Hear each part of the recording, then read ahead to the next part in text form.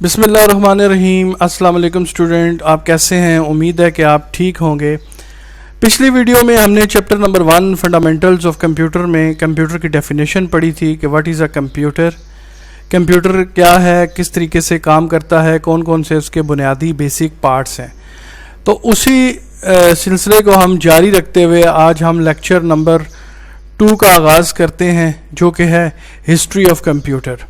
Computer की history में हम ये देखेंगे कि कंप्यूटर शुरू में कैसा था, कैसे कंप्यूटर की बुनियाद पड़ी, कंप्यूटर कैसे ईजाद हुआ।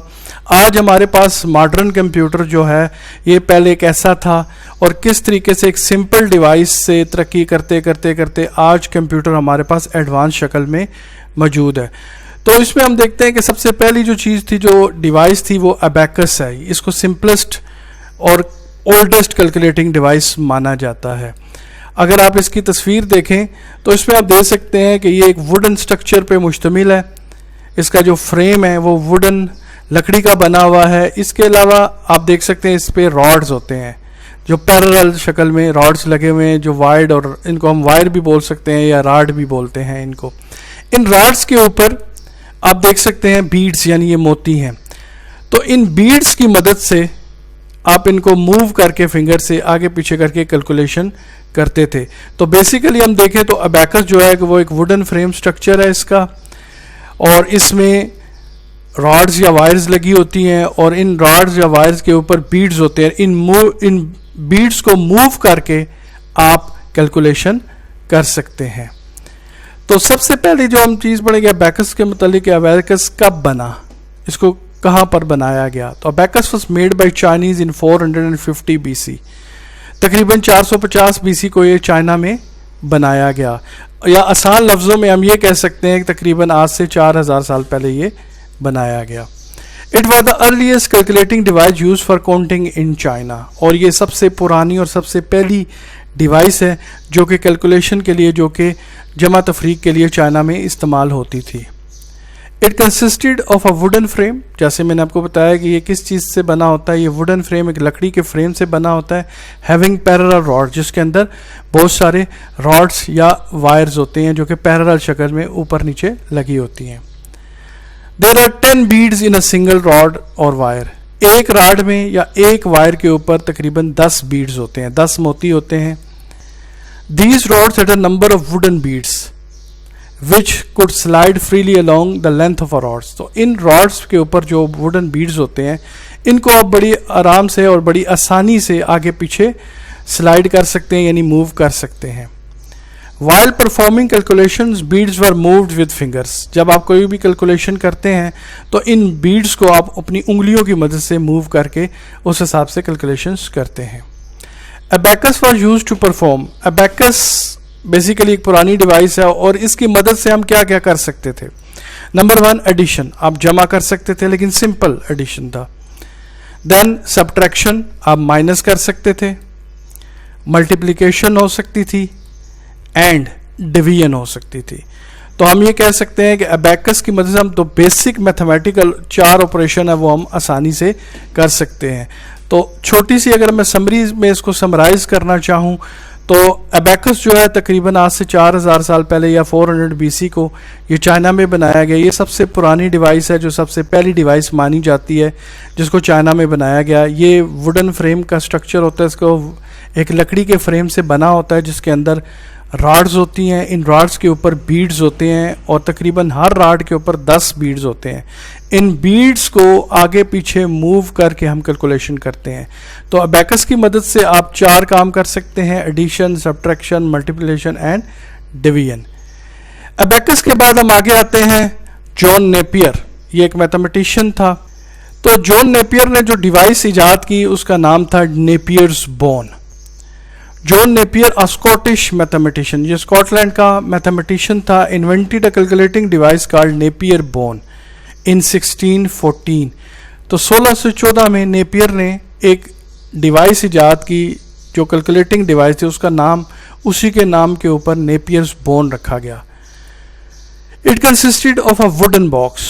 ये किस चीज़ की बनी हुई थी जी? एक लकड़ी का बॉक्स था, एक डिब्बा था, containing cylinders, each of it had digits from 0 to 9।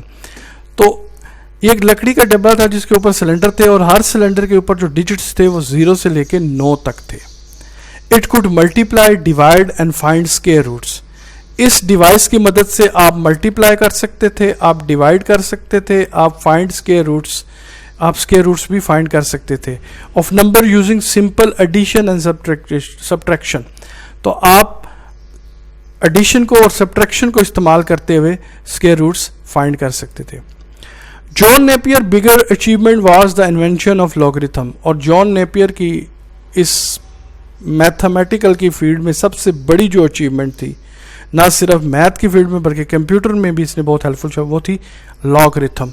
तो इसने लॉगरिथम इजाद की थी, ये इसकी सबसे बड़ी कंट्रीब्यूशन है। उसके बाद नेक्स्ट ब्लेज पास्कल।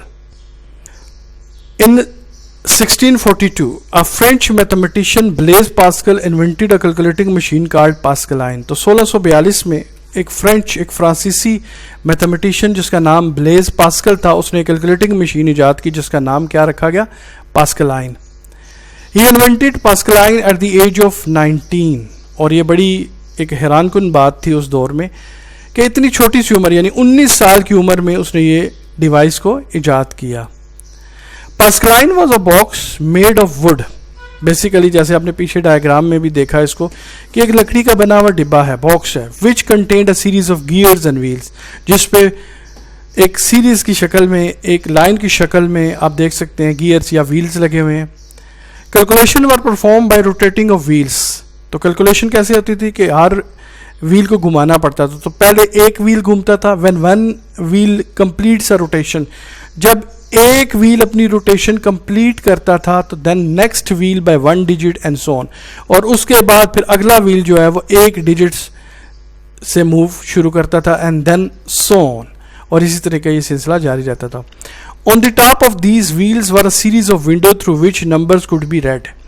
तो हम देख सकते हैं सबसे ऊपर वाले हिस्से में यानी व्हील्स से ऊपर वाला जो हिस्सा था वहाँ पर बहुत सारी विंडोज़ हैं जहाँ पर जो भी आप कैलकुलेशन कर रहे हैं उन व्हील्स के ज़रिए उसका रिजल्ट आप रीड कर सकते थे। The Pascaline only add and subtract. और ये मशीन जो थी वो 2 फंक्शन परफॉर्म कर सकती थी, दैट इज़ ऐड यानी एडिशन और दूसरा subtraction. It is called the first mechanical calculator.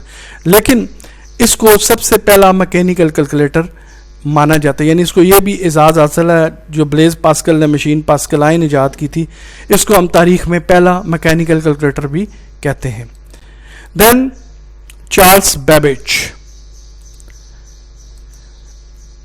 Charles Babbage is called the father of modern computer. Charles Babbage को हम आज के जदीद कंप्यूटर का फादर भी कहा जाता है, यानी कि बाबाए कंप्यूटर भी हम कहते हैं। तो सबसे पहली जो इजाद थी चार्ल्स बेबेज की वो थी difference engine. In 1822 Charles Babbage an English mathematician designed a machine called difference engine for calculating mathematical formulas. 1822 में चार्ल्स बेबेज जो कि अंग्रेज मैथमेटिशियन था, उसने एक मशीन डिज़ाइन की जिसको उसने नाम क्या दिया, डिफरेंस इंजन। और ये क्या करती थी, ये मैथमेटिकल फार्मूलाज की कैलकुलेशन के लिए यूज़ होती थी। It was a big machine about the size of a room. और ये एक बहुत बड़ी मशीन थी और तकरीबन एक नॉर्मल कमरे के जितना उसका साइज था। लेकिन बैड लक क्या हुई इस मशीन के साथ, due to the lack of technology. क्योंकि उस दौर में 1822 में टेक्नोलॉजी जितनी आज एडवांस्ड है इतनी ज़्यादा एडवांस नहीं थी। The accurate parts of difference engine could not be made properly. तो जो पार्ट्स चार्ल्स बेबेज को चाहिए थे डिफरेंस इंजन के लिए वो सही तरीके से, अच्छे तरीके से नहीं बनाए जा सके। And therefore he had to give up his attempt. तो लिहाजा उसको अपनी ये काविश, ये कोशिश छोड़नी पड़ी। After spending a lot of time and money, बहुत सारा पैसा खर्च करने के बाद, बहुत सारा टाइम खर्च करने के बाद, क्योंकि टेक्नोलॉजी डेवलप नहीं थी तो इसके पार्ट्स नहीं बना जा सके, तो चार्ल्स बेबेज ने अपने इस आइडिया को ड्रॉप कर दिया। लेकिन यहाँ पर ये नाउम्मीद नहीं हुआ, इसने एक और मशीन पे काम करना शुरू किया। Charles Babbage later came up with the idea of analytical engine in 1833। तो चार्ल्स बेबेज बाद में उसने 1 साल बाद तकरीबन एक नए आइडिया के साथ वो सामने आया और उसने एक नई मशीन एनालिटिकल इंजन के नाम से इजाद की। He could not complete it, लेकिन बदकिस्मती ये कि वो इसको भी पाया तकमील तक ना पहुंचा सका, इसको भी मुकम्मल ना कर सका, because the technology was not advanced enough, क्योंकि उस दौर में जो टेक्नोलॉजी थी वो इतनी ज़्यादा एडवांस्ड नहीं थी। But due to his contribution he was called the father of modern computer.